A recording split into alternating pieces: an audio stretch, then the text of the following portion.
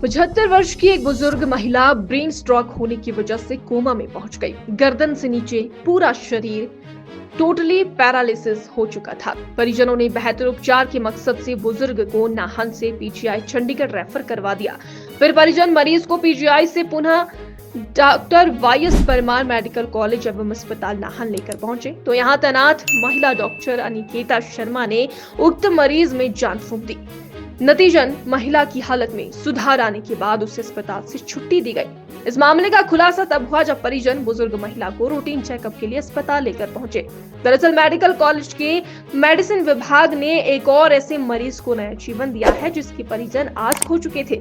इससे पहले गत मंगलवार को भी 37 वर्षीय पप्पू नाम के एक ऐसे मरीज की हालत में सुधार के चलते उसे अस्पताल से छुट्टी देकर घर भेज दिया, जिसका पूरा लिवर फेलियर हो चुका था और वो भी कोमा में पहुंच चुका था।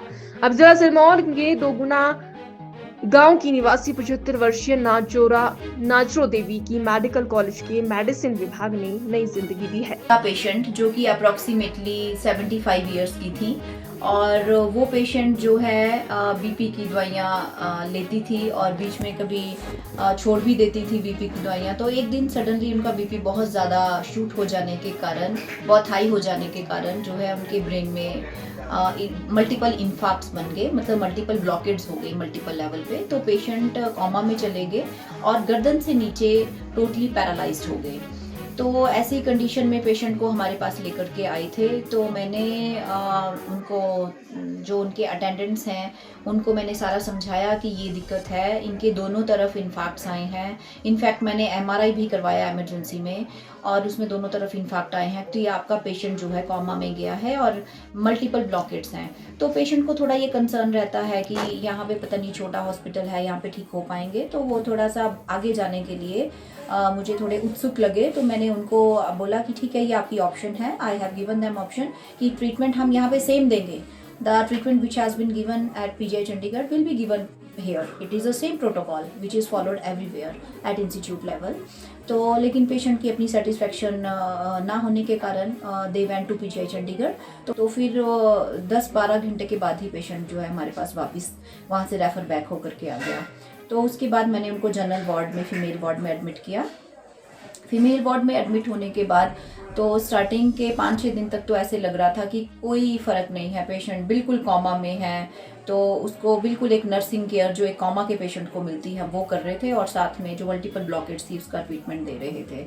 तो लेकिन 10-11 दिन के बाद पेशेंट जो है वो स्पॉन्टेनियसली अपनी आई ओपनिंग करता है और जो है इधर उधर देखना शुरू कर देता है, अपने हाथ बाजू भी हिलाना शुरू करता है। फिर हमने उसको फिजियोथेरेपी करनी शुरू की और जो अटेंडेंट्स हैं उन्होंने भी हमारी कमांड्स काफ़ी अच्छी तरह से फॉलो की जैसे जैसे हमने बताया। तो ये पेशेंट अप्रॉक्सीमेटली 21 दिन के बाद नाहन मेडिकल कॉलेज से डिस्चार्ज हुआ और आज ये पेशेंट कॉन्शियस है, अपने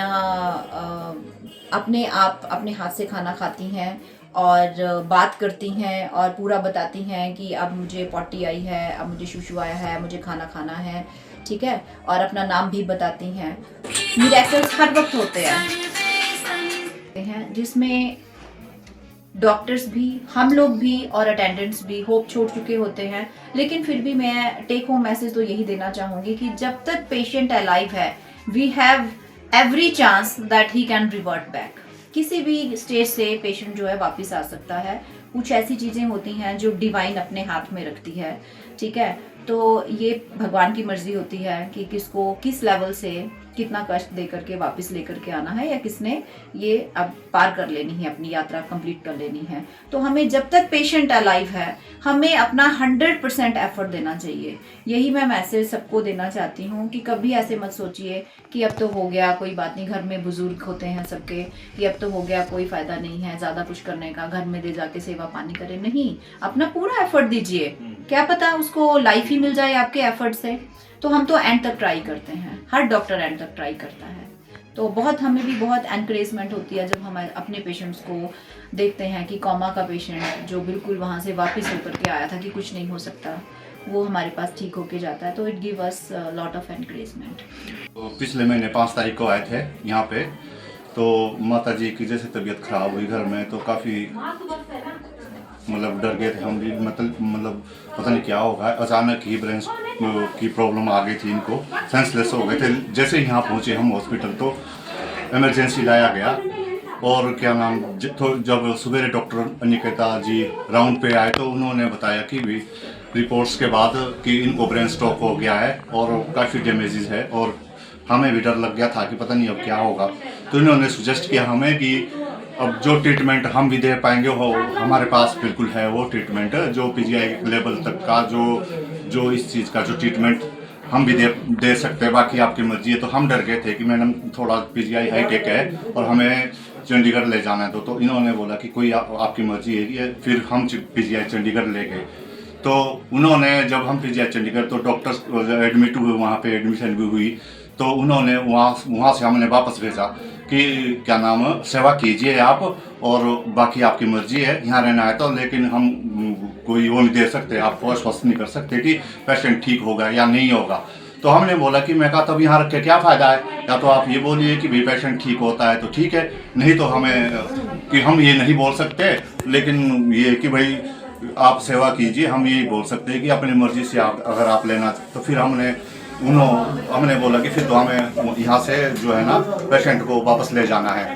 तो फिर क्या नाम, हम दोबारा से नहान आए तो डॉक्टर अनिकेता का हम बहुत बहुत शुक्रिया है कि इन्होंने उसके बावजूद दोबारा जब हम पीजीआई की जिद की उसके बावजूद भी इन्होंने हमें यहाँ पे एडमिशन दे दी और उसके बाद ट्रीटमेंट शुरू कर दिया। हमें एडमिशन दे दी तो मरीज आंखें भी खोलने लगा और खाने पीने भी मतलब जो शारीरिक तौर पे मतलब काफ़ी मतलब इम्प्रूवमेंट होने लगा। तो अभी खाना भी खा रहे हैं और क्या नाम, आदमी भी पहचान लेते हैं। पहले कोमा में थे, बिल्कुल ना पहचान कर रहे थे, ना किसी का नाम बता पा रहे थे। अब बिल्कुल एकदम हमें उम्मीद है कि अब चलना फिरना शुरू कर सकते हैं ये। जी सर, छुट्टी तो सर क्या नाम 5-10 दिन पहले हो चुकी है, लेकिन हम यहाँ पे क्या नाम रूटीन चेकअप के लिए आए दोबारा।